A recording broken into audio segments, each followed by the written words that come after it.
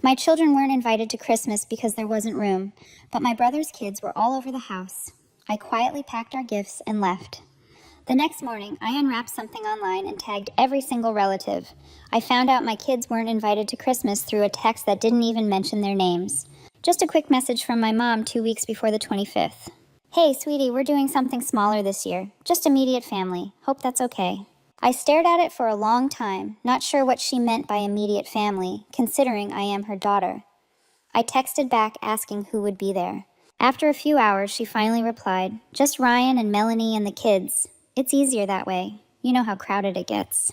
Ryan is my brother, older by 2 years, golden boy since birth. 3 kids, noisy as hell, but somehow they never cause chaos. Just energy. A little quieter, a little more sensitive, and somehow always the ones being too much. We've all done Christmas at my parents' house every year since before Layla, my oldest, was born. 11 years of piling into their over-decorated living room, watching my dad fall asleep during Elf, eating my mom's overcooked ham, and pretending it was great. But this year, my kids, Layla and Mike, weren't included because there wasn't room. I didn't respond. I didn't fight. Not then. I just sat with it. Nate, my husband, told me maybe they were just overwhelmed. Maybe it wasn't personal. But Nate's never been on the receiving end of my family's pecking order. He gets invited to everything. He gets the polite smiles. I get the side eyes when Mike doesn't want to hug someone or when Layla says no to pie. I didn't tell the kids. I told them we were having a quiet Christmas this year, just the 4 of us.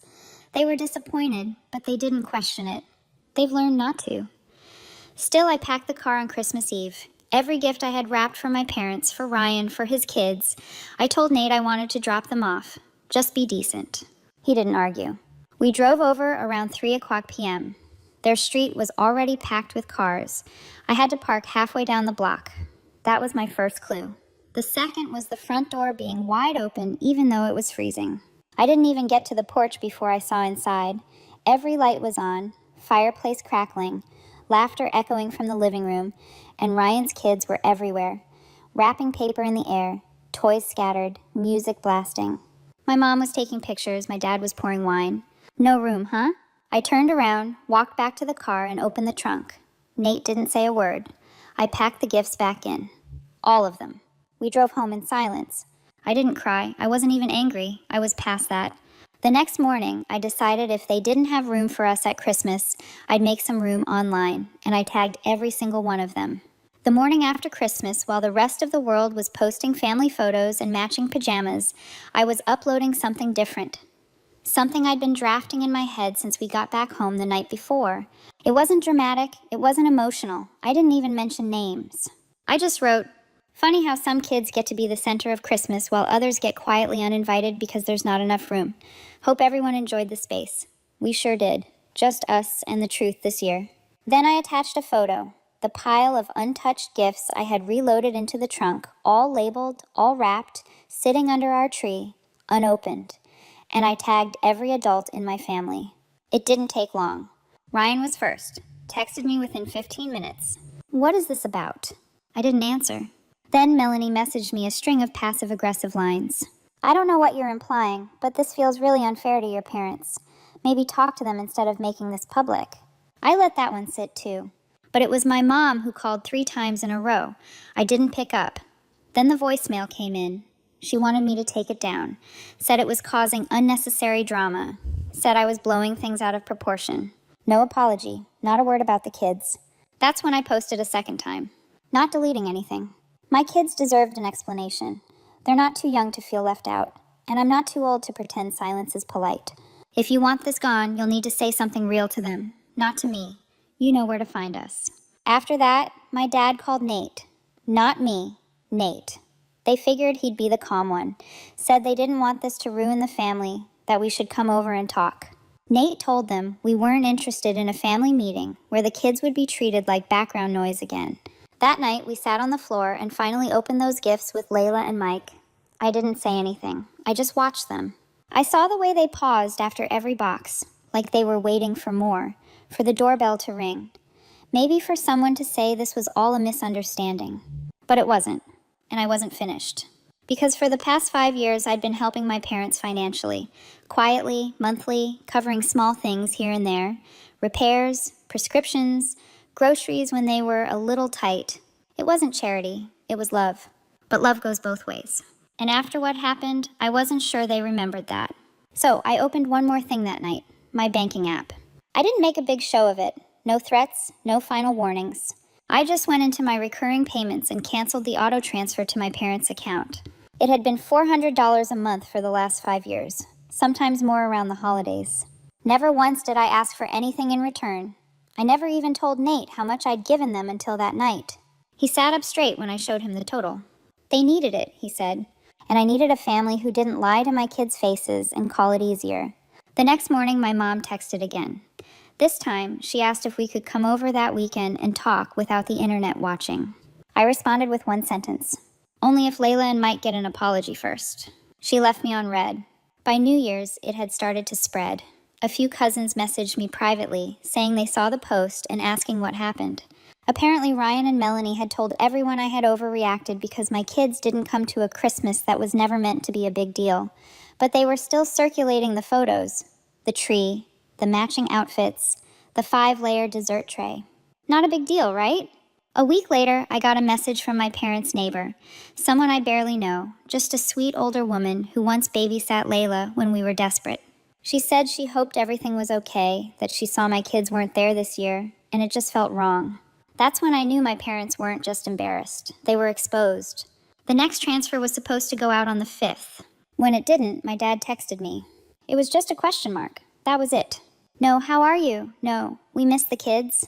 Nothing. Just a question mark. I wrote back. No more financial support until the people I love the most are treated with the same basic respect you give Ryan's kids. You had a chance to fix it. You still do. This time he answered, "You're being cruel. We don't deserve this." Cruel. That word sat with me. I texted back. Cruel is telling your daughter her children aren't welcome and pretending it's about space. Cruel is letting them think they weren't immediate enough. This is called consequences. I haven't heard from him since, but I did hear from Melanie. That message deserves a whole part of its own. It was almost midnight when Melanie messaged me. Long, overly polished, and clearly written after a few rewrites.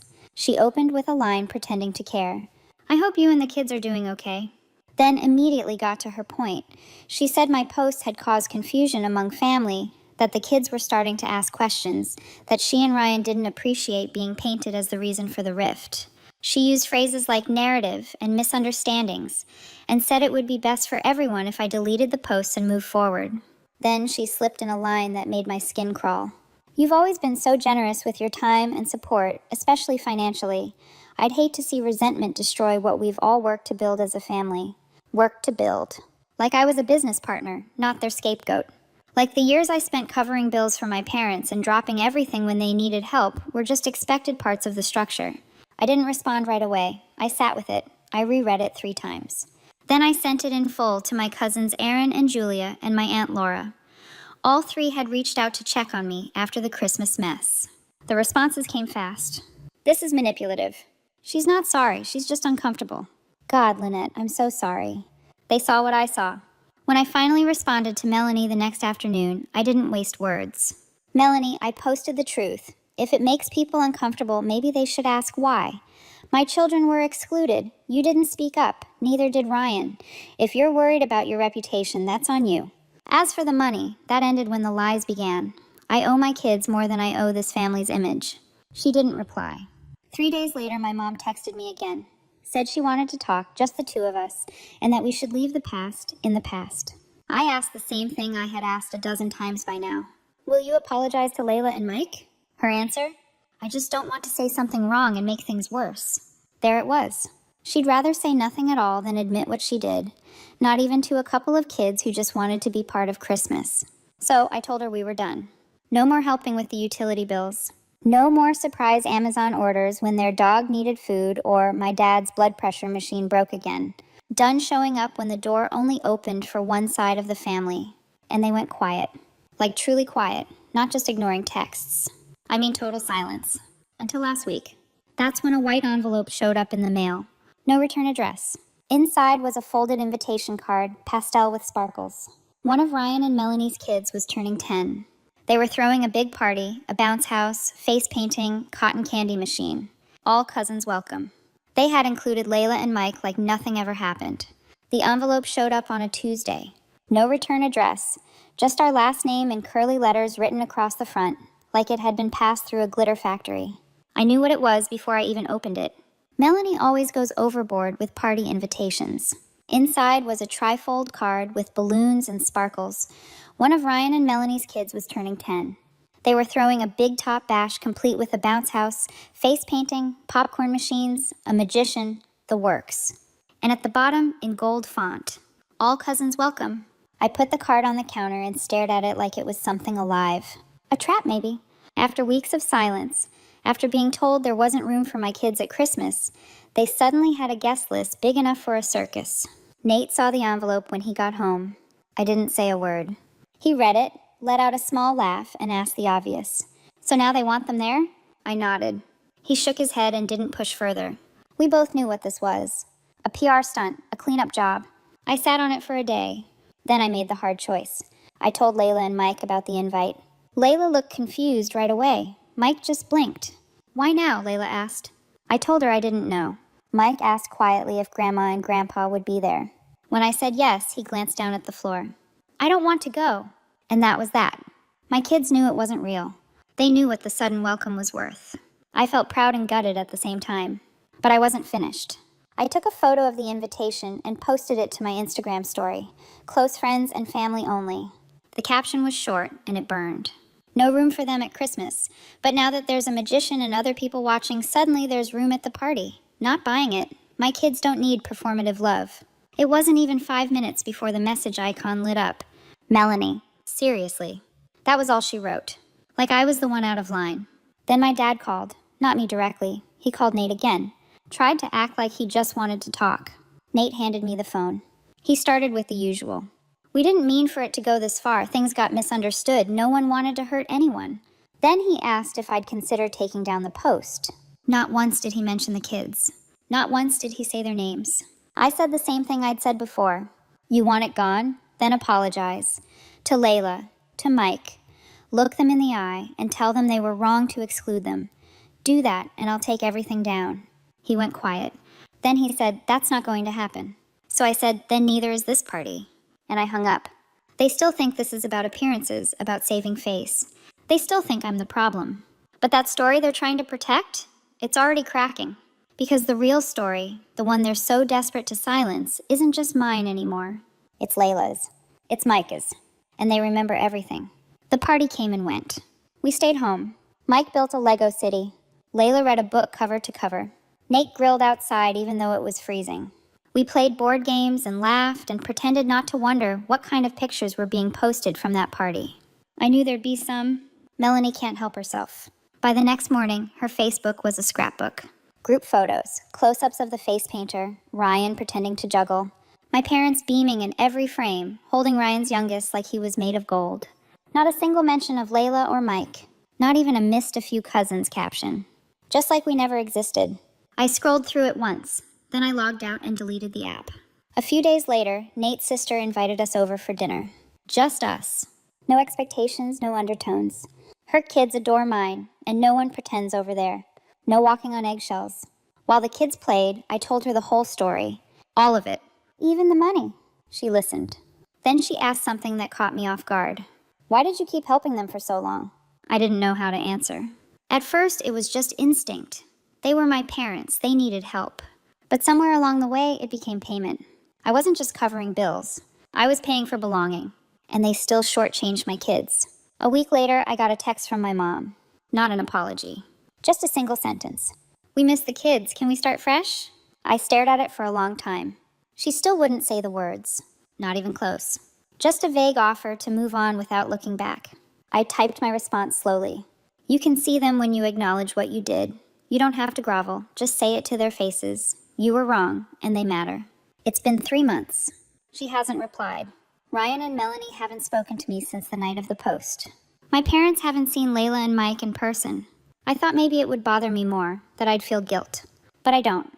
Because the truth is, Peace found its way into our house the moment we stopped chasing acceptance from people who thought love was conditional. And even if they never say sorry, they'll remember what it cost them. The pictures from that party, they're still up. But everyone who looks at them now sees something else. They see who's missing.